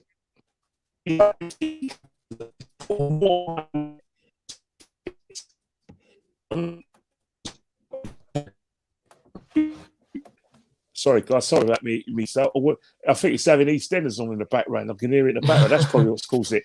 But what MTK have done is that, Jay, you always talk about like the sort of a training set that they have in WWE and they have with UFC. Yeah. A lot of fighters now have access, especially with the MTK management. They've got training facilities in Spain because MTK a really big training centre. So in that respect, that they've got a great training centre that can go over there. Boxers have access to that, so that saves them loads of money in terms of training camp. Plus, they've got a sponsorship as well.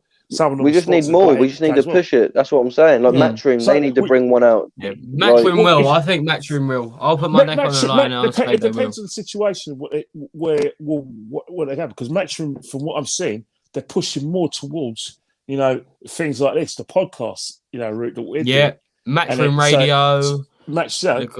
Yeah, so they're really, let's just say, right, they're making us very much junior players. I wouldn't be surprised if there's going to be a separate boxing organisation. I've said this to Joe before. I wouldn't be surprised in the next 5 to 10 years that someone tries making another organisation or something that's just going to be. I don't know what'll happen, but I just can see something crazy is going to happen that's going to change the landscape of boxing, because that's the only thing that can really happen. I don't believe the 4 belts work. I know that that a lot of fans don't. It loses its credibility because the rankings don't work properly.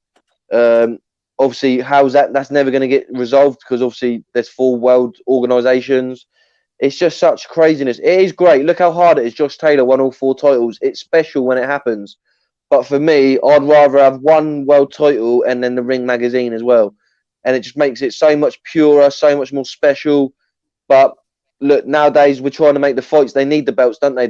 For the promotions to make for the world titles. You got to sell the fights as well. Yeah, exactly. So it won't change. Remember earlier in the piece, one of the attractive prospects of a Joshua Fury fight was the fact that we had all the belts on the line. Because at the end of the day, I say this with greatest respect. I'm not disrespecting Carl Froch and George Groves, but if all the belts are on over, then you basically got a Carl Froch George Groves situation, which was a massive fight. Both of them in Manchester, one in Manchester, Wembley. I should know. I was there at both of those fights. But the situation is that this should be bigger than that. And the only thing about it is having these belts, and that's why one of the reasons why, in terms of like selling the sport and selling the fights and selling the TV, like the different bodies, having their own franchise champion and having their own regular champion as well. It's the only way fighters are going to make money, because you got to remember TV. You got to assume that TV executives haven't heard anything about boxing. They haven't got a clue about boxing. So you've got to basically go to a TV executive and say, "This is the idiot's guide to boxing. We've got this. You've got to present it. It's a presentation. It's a business. We got this fighter. We got that fighter, and they're fighting for the world title. And it's gonna, and everyone around the world is watching it. You sell, innit? Idiot's guide. Well, we'll make it better then. Like the rankings, actually follow the rankings. Look at the IBF. They're going down the list. People are saying no. People are saying, look, make the next one in line fight them. Do you know what I mean? Like the thing is, that's what I think the fans want. They want a fair ranking system. But the thing about it is, again, it's the criteria you're trying to sell. Remember, you've got a fighter, you've got a promoter, and again, that in order to build that fighter, you got to make sure that you're using your influence to get that fighter ranked in one of the belts. So there's going to be a situation, because at the end of the day, every promoter, especially when you're at the heavyweight scene right now, you're all pushing to get that fight, get your fighter into those rankings, get him that world title shot. So we've only got say how many divisions we've got? Right, WBC, WBA, OBF, WBO, the 4 recognised champions, but also IBO as well. So we've got not IBO. Really recognised, but then IBO, you had WBU back in the day. They come and go. So all come and go, right?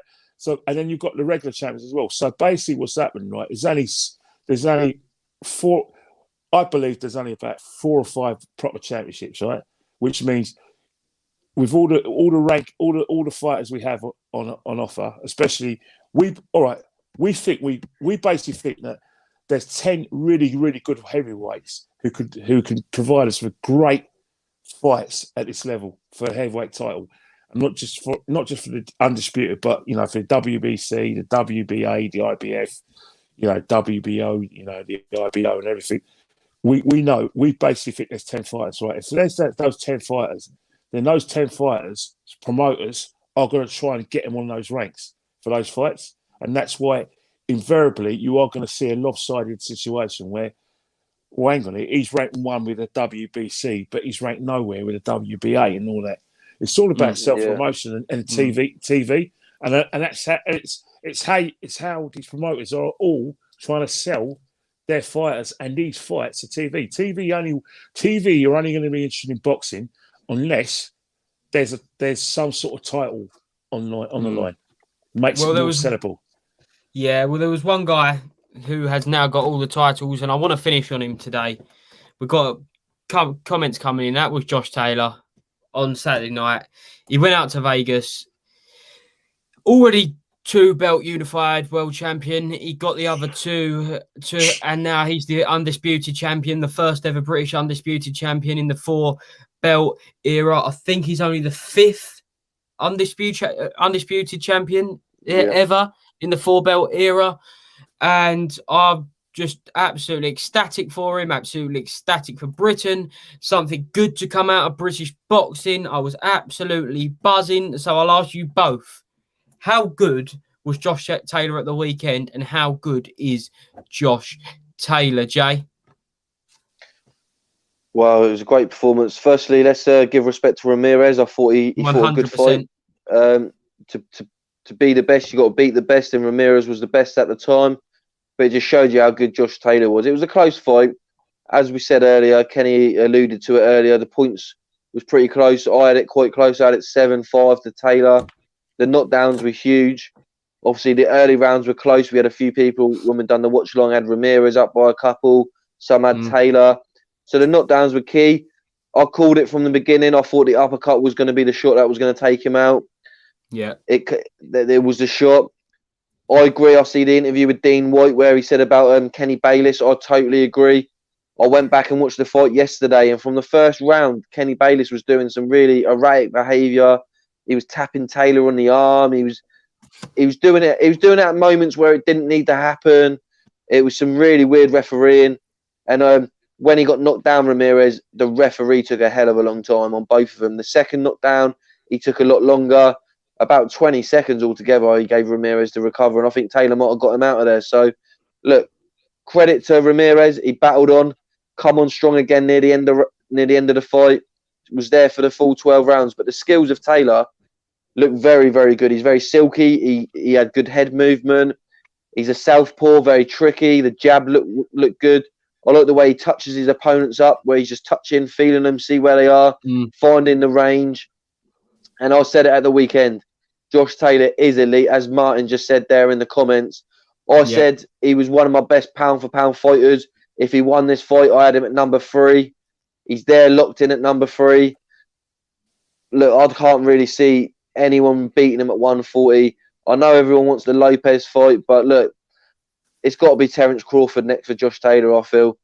He was the last undisputed champion at 140. He's one of the 5 men also that's had the 4 belts. So I think that makes a great fight. It's for a world title as well. Yeah, I think Josh Taylor versus Crawford is a massive fight. Bob Arum, how he cannot promote Terence Crawford is beyond me. This proves that the guy's having issues. I think it's time for Bob maybe to go soon, because we're missing out on some big fights. If you can't promote Terence Crawford, there's an issue there. Because at the end of the day, there's such big fights out there. You don't even really need to promote Terence Crawford. You got the Spence fight. You got the Porter fight, the Pacquiao. It sells itself. So for him not to be able to make them fights is ludicrous. But yeah, I'd go for the Crawford fight 100%. And Josh Taylor is world class. And I think you both agree with that. Definitely. Just for ask Kenny, I just want to go through some of the comments in the chat. As saying, Nick Harmer said, Pep Talk UK, Josh Taylor was brilliant. Martin Butler, Josh Taylor is elite. Martin Butler again. Taylor is in my pound for pound top 5. And then we got Red or Dead. Crawford is a step too far for Josh Taylor. I'm sure that's something we'll talk about in the streams to come and touch on tonight. It's huge. It was huge for British boxing. It was huge. It's huge for world boxing, because as I said on the live stream, I said the thing I'm most excited about for this fight, before the fight, is that there's an undisputed world title fight. Because like you said about whether you're for all the governing bodies, whether you're not, if you've unified them all, that means you've fought world champions. And because we get so little of them, I think it was 2004/2005 WBO got recognised as a major world title. And since then, what's that? So we're in 15, 16, maybe even 17 years pushing into it now. Just to say, we've only got 5 of them. And there hasn't even been that many fights, because after people win them all, then they have to get spread out again because of all the mandatories. So to say a Brit, in especially turbulent times where Mexican have been beating Brits, these big British fights haven't been coming off. A lot of question has come under British boxing. I just was so glad that not only we saw an undisputed fight, because that is what I love, but the cherry on top was that we got an undisputed fight, including a Brit, and not just including the Brit won. The Brit won, because I was ecstatic for Bellew Usyk, undisputed title fight. Absolutely amazing. I was so pleased for Tony Bellew got the opportunity. I loved that fight. Another undisputed fight. Usyk won, obviously. Usyk, elite cruiserweight. We've touched him on heavyweight. But, Kenny, how good was Josh Taylor to kind of close off this live stream tonight? You know what? Josh Taylor's a fantastic performance. And also, I just want to just second what Jay said about Ramirez. I thought he's fantastic. Obviously, I knew the result when I've watched the fight, but I watched the fight as a boxing fan. And in terms of the first 5 rounds, I had Ramirez up 3-2. And going into 6, Ramirez is fighting really well. And I had him actually, having a good share of the round, probably winning the round until he got caught with a left, caught with a straight. It was a straight left, put him out cold. And I thought, oh, bloody hell, good blimey. And then I fought from about maybe round 7 up until probably around next 3 rounds, all Josh Taylor. Then, I had Ramirez winning in probably the 11th. So again, 7-5 is right. Was right. And I suppose if it wasn't for the knockdowns, I would have argued a draw. But Josh Taylor does have a case where what's happened is Bayless was smoking his really, really good work. But again, there was some naughty behaviour for Josh Taylor. You know what I mean? But Ramirez, you've got to realise in boxing, mate, it's a devil's game. Don't turn your back and turn your back and think that Josh Taylor's going to fight fair with you, especially in the 4th round. You've got to protect yourself at all times. You know what I mean? Again, if you look at the uppercut which took him out, naivety, bloody naivety. You're holding.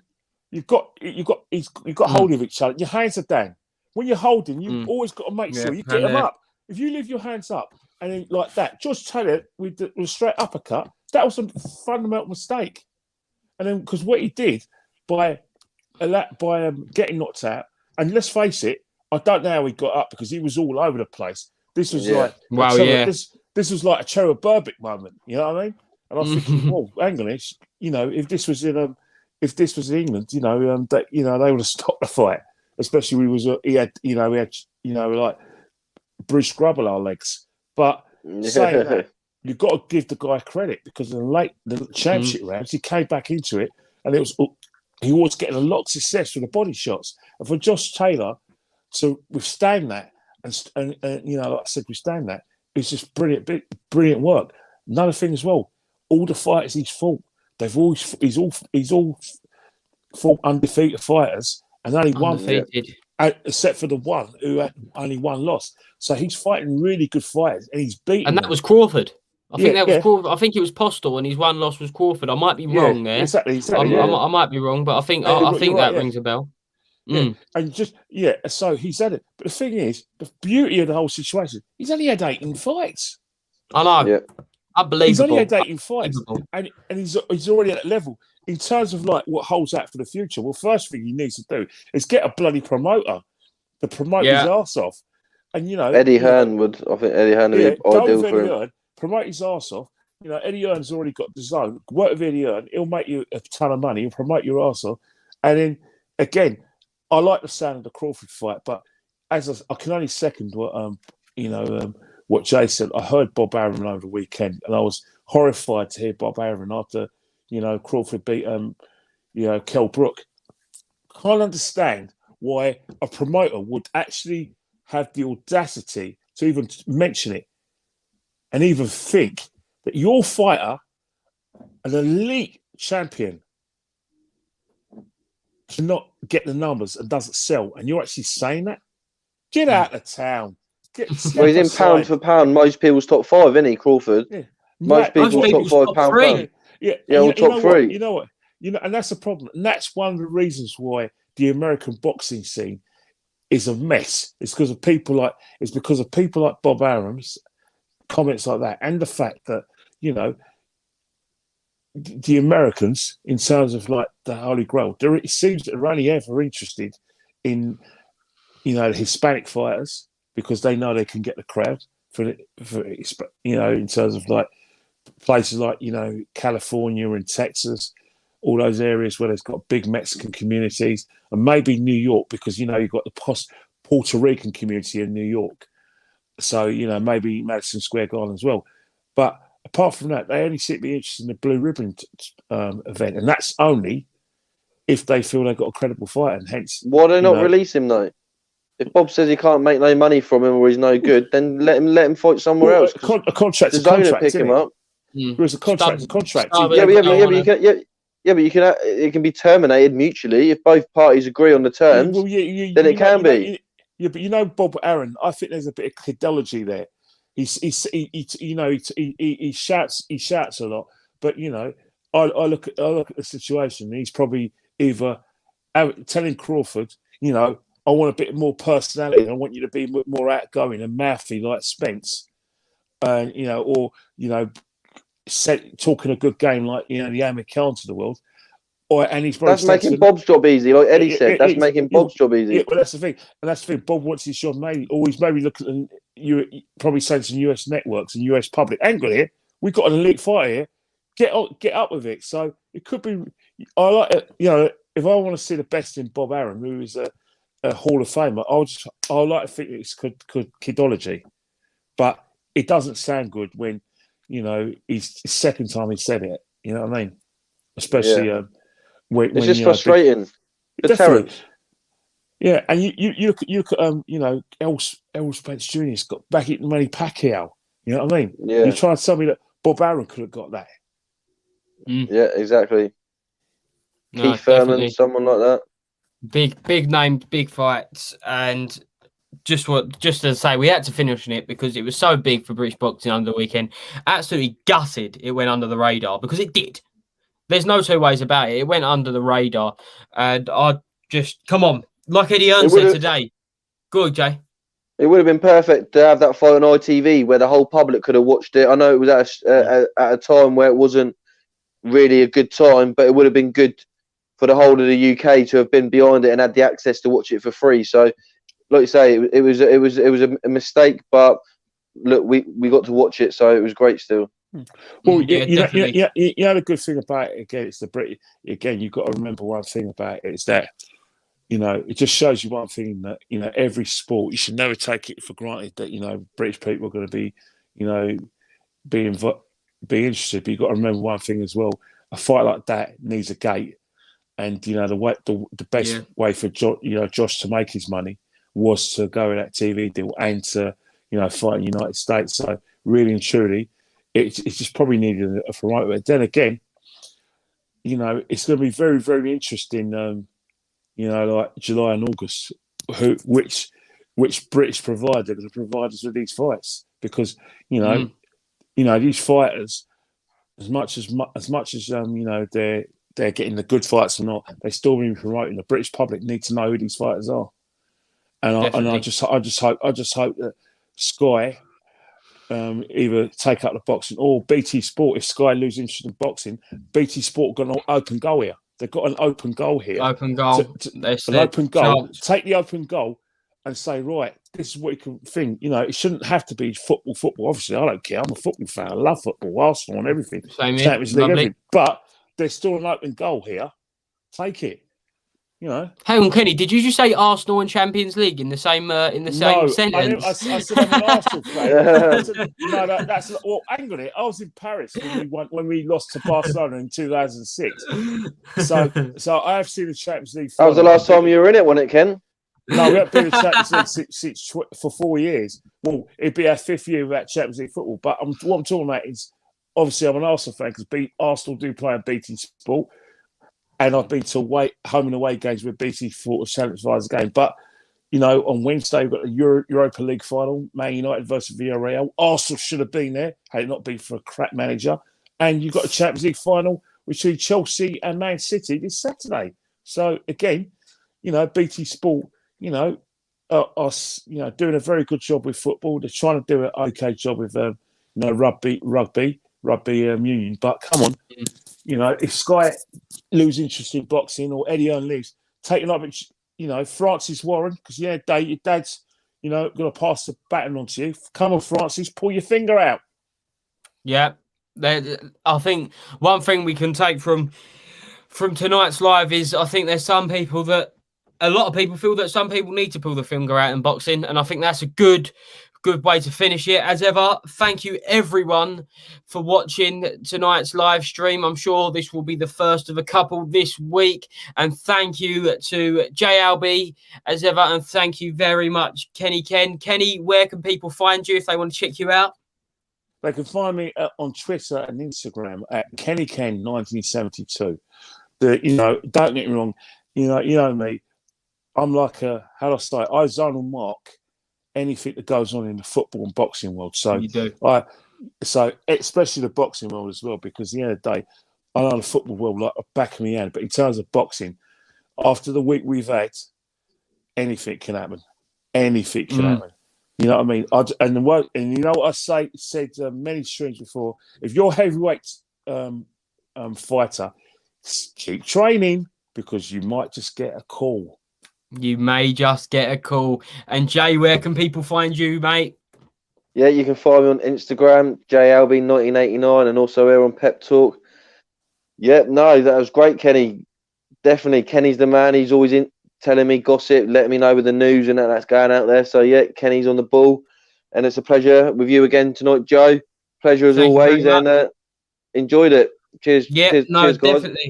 Definitely. You can find me JoePugh1309 Instagram, and I'm new to Twitter, just finding my feet on there, just try to put on loads of opinions. That's Joe Pugh Boxing, and of course you can follow all of the Pep Talk UK Twitter, Instagram, and Facebook, all the YouTube feeds. Make sure you like, share, and subscribe. Until Let's next get to time. 20K. Let's get to 20K. We're going to say it until we get to 20K. Let's get to 20K. But until next time, thank you all for watching and keep watching the boxing. Cheers, guys.